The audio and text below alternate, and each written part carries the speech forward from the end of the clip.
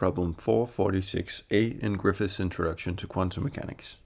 Here we are looking at a three-dimensional harmonic oscillator, and we're trying to argue that it can be decomposed into three one-dimensional harmonic oscillators.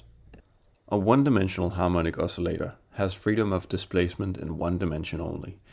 Here I've drawn a harmonic oscillator with the mass m, and it's free to move in the z direction. The potential for this harmonic oscillator could classically be described by the well-known formula where you use z as the spatial coordinate. And you could expand your harmonic oscillator to a two-dimensional one simply by suspending the mass with springs in the y direction, making it free to oscillate in the y direction as well. Following the same logic, we could make it into a three-dimensional harmonic oscillator, for which we know the formula describing its potential.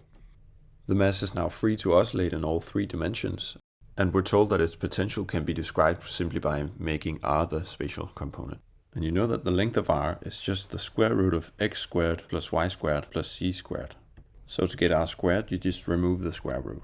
Now, to describe this three-dimensional harmonic oscillator, we'll try to separate the wave function into a product of three different functions by separation of variables. Using this in the time-independent Schroeter equation, we get something that looks like this. Obviously now the derivative operators only act on one of the three functions in the separable wave function. The other two act as constants. Now we can try and write out the parentheses by factoring in minus h bar squared over 2m. And we will see what happens when you divide through by the separable wave function. A lot of things will cancel out, and if you expand the potential, it'll give you an equation that has on the right hand side 6 terms that only depend on one dimension each. Now, since the time-independent Schroeter equation postulates that this is an expression for the energy of the system, you can say that the energy is decomposed into three different dimensions.